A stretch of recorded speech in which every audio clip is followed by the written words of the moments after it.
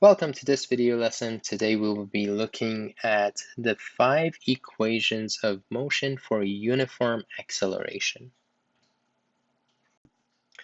Alright, let's look at a few practice questions. The first one here, we got a traffic light which turns green, and we got an anxious student who floors the gas pedal, causing the car to accelerate at 3.4 meters per second squared for a total of 10 seconds.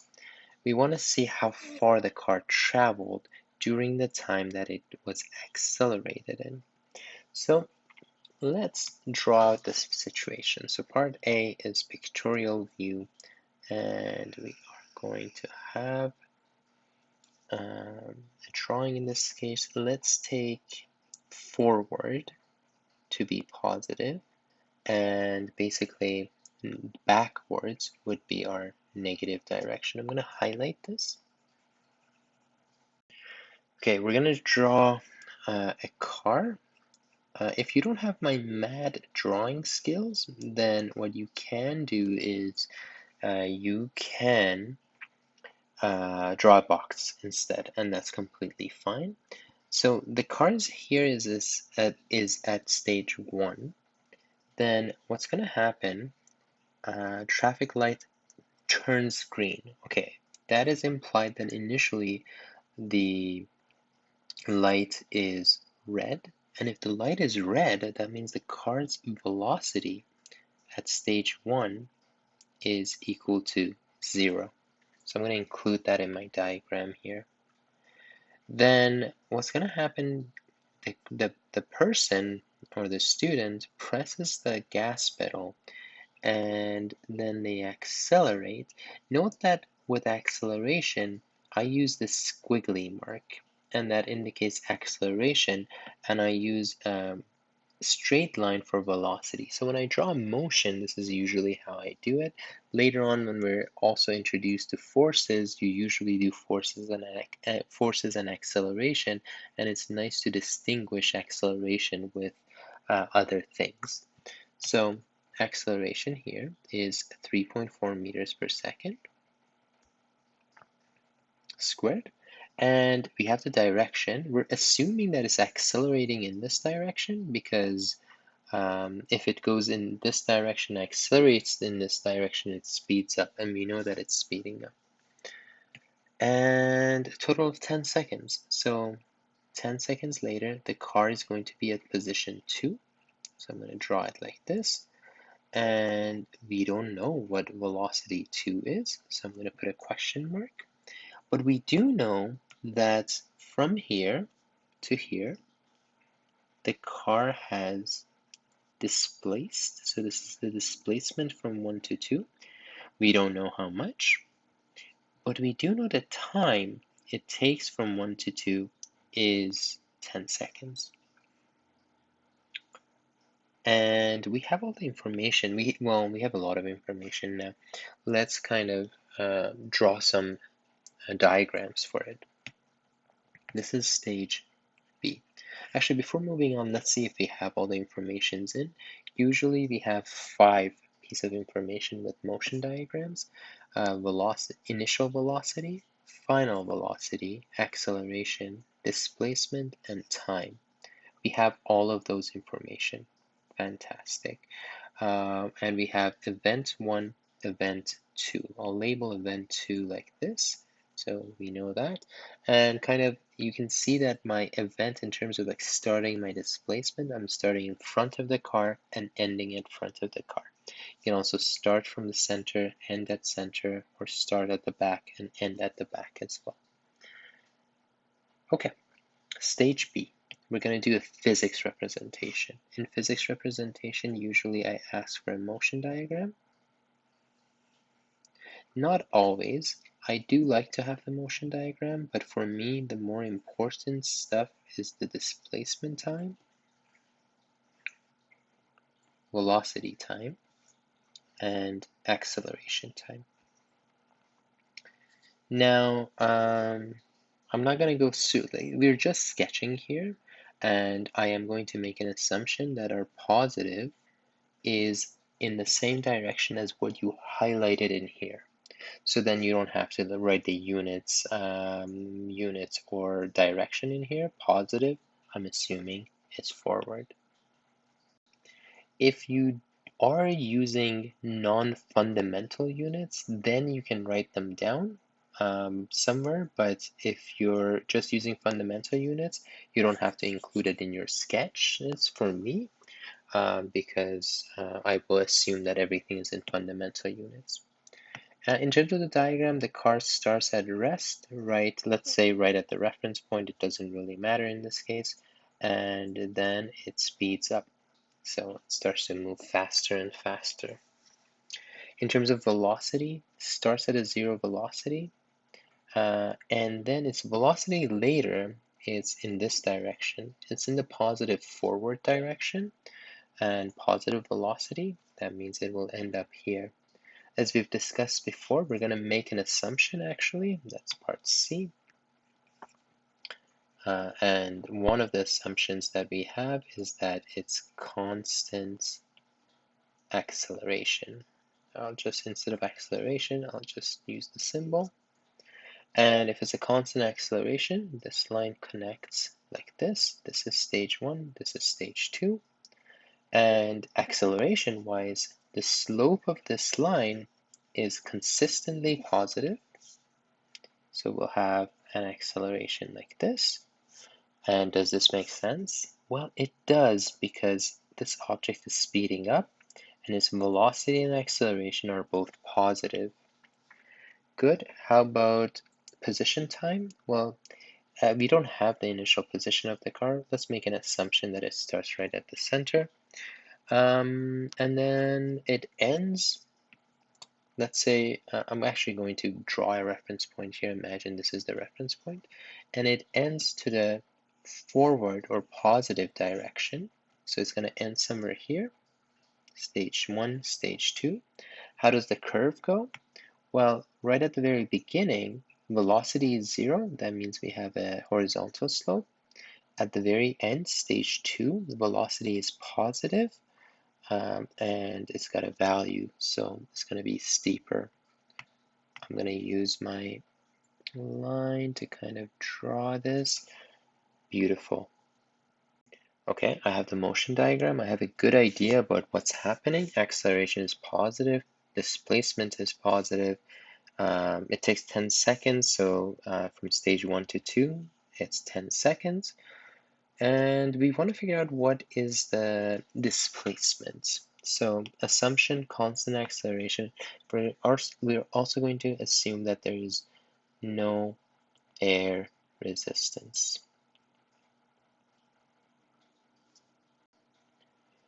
Okay, stage D is our mathematical representation. So we have to use our equations and figure out which equation we have to use.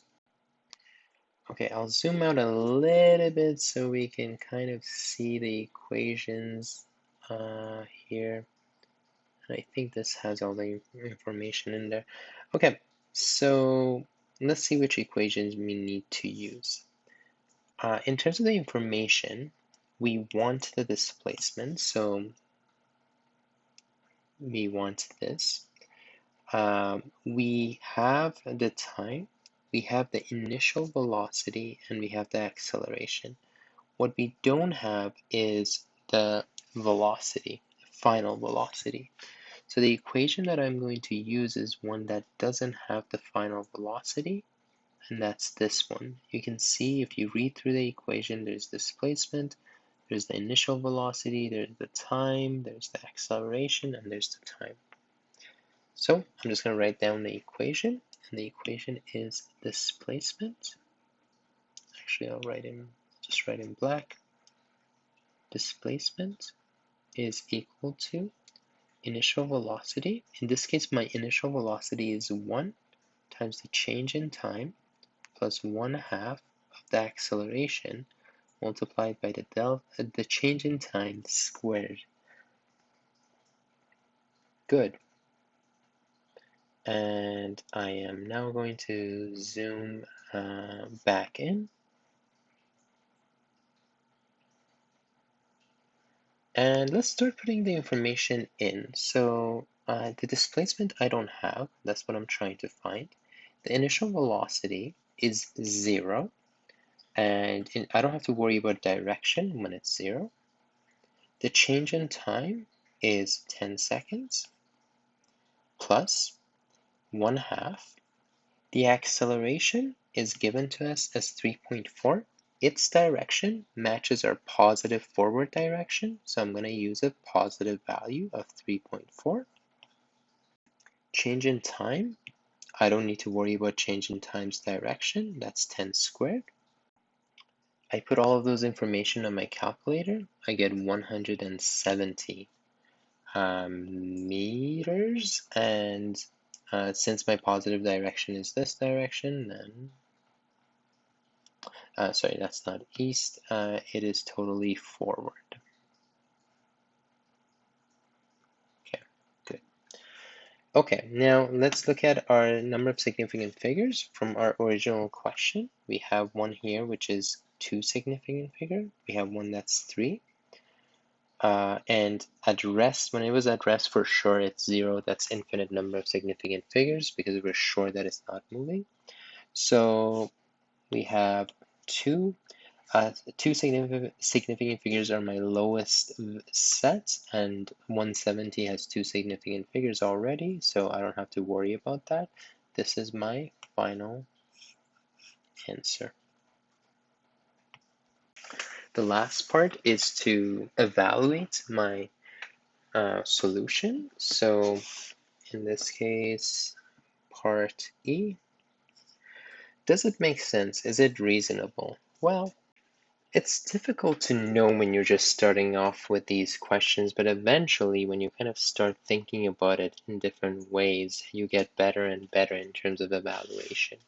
So in this particular situation, a car, when it's traveling at 100 kilometers per hour, I'm going to write that on the side note here, 100 kilometers per hour is approximately, let's say it's less than 30, but approximately 30 meters per second. So now imagine the car was already traveling at 30 meters per second all throughout this region. Then after 10 seconds, it would have been 30 times 10, 300 meters. Well, this car isn't really traveling at 100 kilometers for the whole time. It starts at 0 and then it reaches some final velocity, which we didn't even calculate. But in 10 seconds, it travels less than a car would if it was traveling on average 100 kilometers per hour. And that's pretty reasonable. So, reasonable based on what I just explained. You can write it down if you need to. But yeah, if it's going 30 meters per second, if it was going constantly, it would go 300, and this is less than that, about half of it, so it's pretty reasonable in that sense.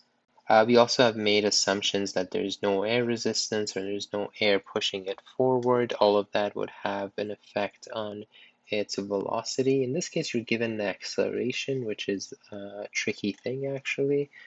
But we'll talk about more stuff when we get to forces and acceleration with regards to these. Let's do another question.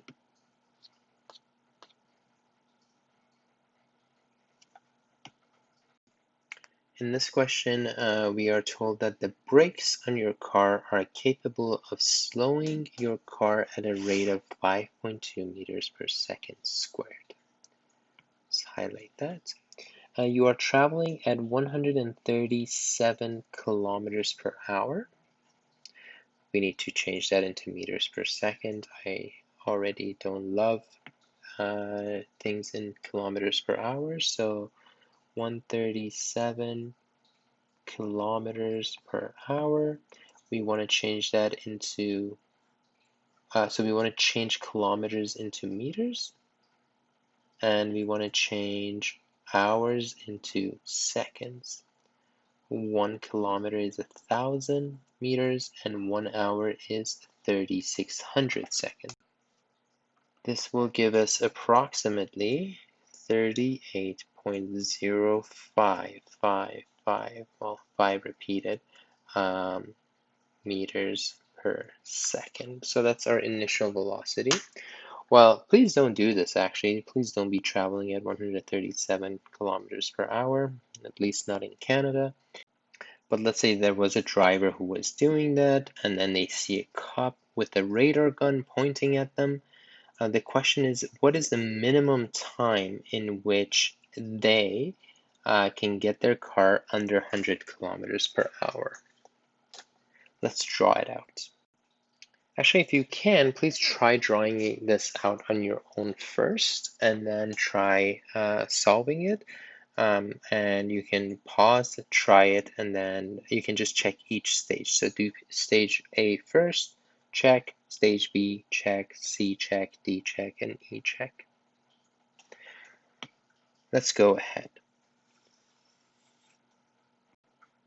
This is stage A, and we got a car. Let's say again, we don't know, it doesn't tell us which way it's moving. I am going to assume this is stage 1. And let's say it's traveling east, and that's our positive. And okay, it's going in this direction. Initial velocity is given to us as this is 38.05 meters per second. And again, if you don't include the units here, I will assume that you're using fundamental ones. If you are not using fundamentals, please do include the unit. This is stage 1, and then the car is going in this direction. It's not going to change its direction when it hits the brake. That would not be a good thing.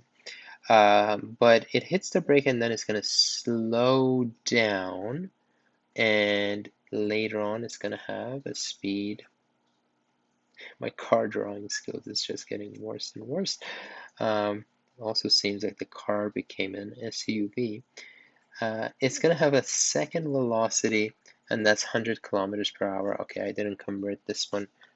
You can do it. I will do this just on my calculator using the same idea here. So the number multiplied by 1,000 divided by 3,600, and that would give me 27.7 repeated meters per second. Okay, good stuff, good stuff. Then the displacement is from here to here. And okay, so I'm going to have displacement from 1 to 2. I don't know why I just choose different colors for everything. I'll just be consistent here. The displacement here. Note that I often like to have my displacement in the same as my positive direction. If you don't have it that way, things become complicated. So try to figure out your displacement first and have your positive direction in the same direction. It will help you in certain situations.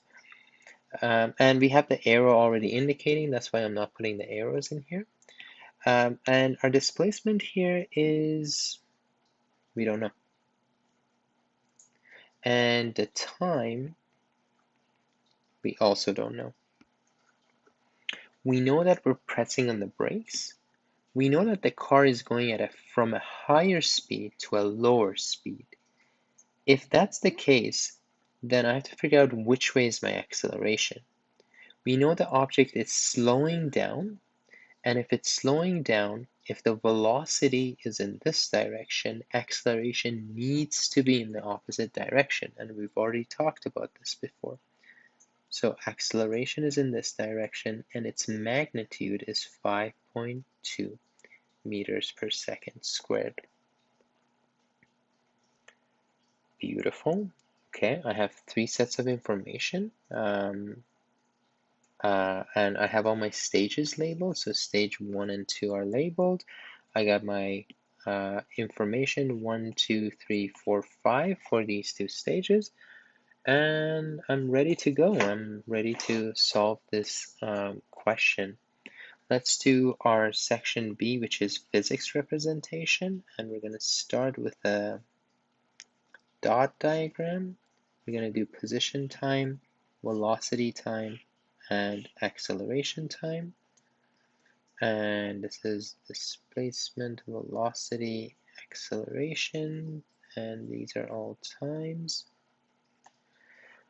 And in the first one, in terms of dot diagram, it's going fast and then it's not going as fast. So this is stage 1, this is stage 2. For the position time graph, we're going to assume that this is a reference point over here, so it kind of starts here, and it ends up to the right of our reference, or in the positive direction, so stage 2 is somewhere here.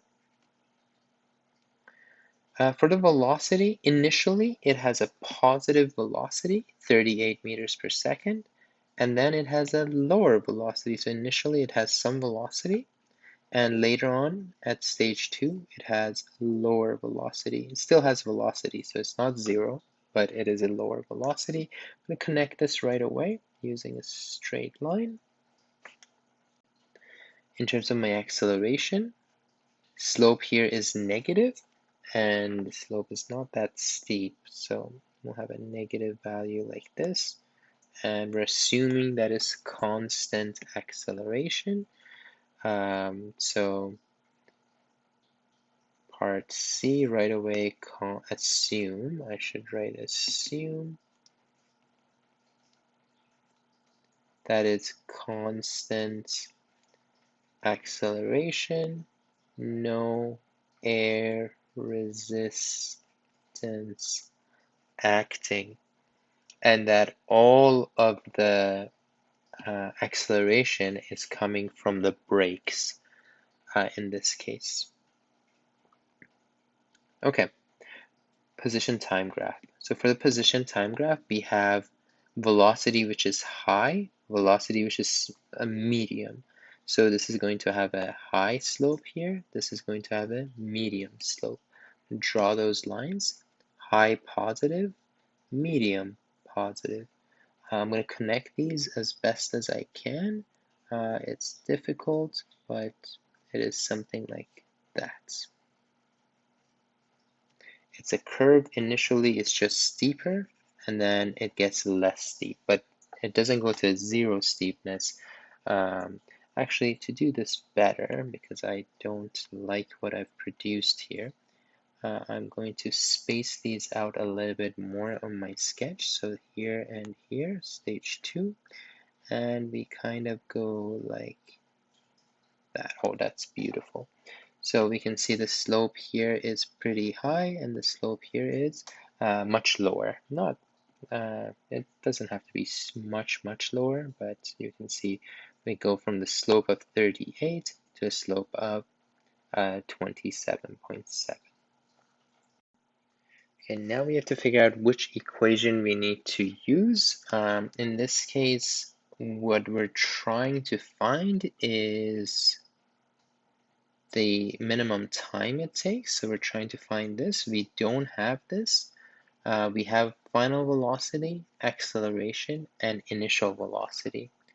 Go to my information here, and I'm going to find the one that doesn't have the displacement in it, and that's this one over here. Oh, oops. So my equation that will connect everything together is that final velocity. My final velocity has to do with event 2, and my initial is event 1. So the final velocity, or 2, is going to equal to the initial plus acceleration multiplied by the change in time. Now I have chosen this to be my positive, the east side, so I will use that when I'm figuring out all my values. So velocity 2 in this case is 27.7 repeated, and that's going to equal to velocity 1, which is 38.05 repeated. And you can see that since this is in the positive east direction, then I use a positive value. This is in the positive east direction, I use a positive value, plus the acceleration. You can see that the acceleration is opposite to my positive sign convention. Since this is going in this direction and this is going in this direction, I'm going to use a negative value. And I'm going to multiply that by the change in time. And time is really what I'm trying to find in here. I'm going to rearrange this. I'm going to get change in time is equal to 27.7 repeated minus 38.05 repeated, all divided by negative 5.2. Once I put it all on my calculator, I get the change in time is 1.976 continue, and I will make that, I have to round that. My least number of significant figures, I have to look at the original question, so I'm going to go back. You can see that the first value here has 2 significant figures, 3, and this one has only 1. So my final answer can only be good as 1 significant figure. I am going to make this 2 seconds. And I am going to highlight my answer. Now, is this reasonable? Well, let's do part E here, and I'll just talk about it. So imagine if a car was going at 140 kilometers and you want to go to 100 kilometers. I don't have much experience with this, but if I were to guess as a physicist, you would have to have really good brakes to provide that type of acceleration when you're going at that high of a speed. So if you have a very expensive Porsche or something with very good brakes, then you can achieve that. But if you're going at with a nice Civic or a Corolla, you might have a much more challenging time getting from this speed to this speed at this acceleration. We are making a huge assumption here that we have a constant acceleration throughout. This is not at all the case. When you are traveling, so you will notice this once you start driving, but if you're traveling maybe at 20 kilometers per hour, and if you press on the brake, you can reach 0 very quickly. This is not the case when you're moving much faster. There's many different concepts to cover in order to understand why, but basically, the faster you go, the harder it is to stop. There's a lot more energy when you press the brake that's actually going into heat and sound, and that's going to not stop your car as fast. But anyways, those are some of the, so what we did make an assumption that it is constant, and based on that assumption, it's okay. It's not the most reasonable answer, but it's not the worst because there are certain cars that can come from 137 kilometers to 100 kilometers in that short of a time. So in this type of question, in terms of evaluation, if I were to ask you something like this, I might ask you what would happen if there was air resistance. And if there was air resistance, that might actually, there would be more forces acting on it, so that would change the acceleration. Would that help reduce the time, or would that increase the time? So if there was more air resistance, then this acceleration could increase, and it would slow down a lot faster because the air particles are also helping the car slow down, and with addition to the power that's coming from the brake, or the force that's coming from the brakes. And if there was wind pushing the car forward, would that help the time? And you would say, well, not in this case, because the air is pushing it this way, make it more difficult for it to stop and therefore the time will actually increase. So always think about your assumptions and think about what will happen if they did not exist, or if something else happened. You got to be able to kind of say what will happen to your final answer if I change the situation a little bit. And I hope this video helps a little bit with kind of the steps you have to go in one-dimensional type questions. In the next lesson, we'll start focusing on vertical motion, where there is this very special acceleration acting on our object. And that will be our gravitational acceleration. So looking forward to getting there, but for now, make sure you're practicing your 5 steps, and especially the first 4 you should be really good at, and with the 5th one, you should be able to kind of defend your answers and think about what will happen if one of your assumptions didn't exist. What if there was air resistance in this case? All right, folks, have a wonderful, wonderful day.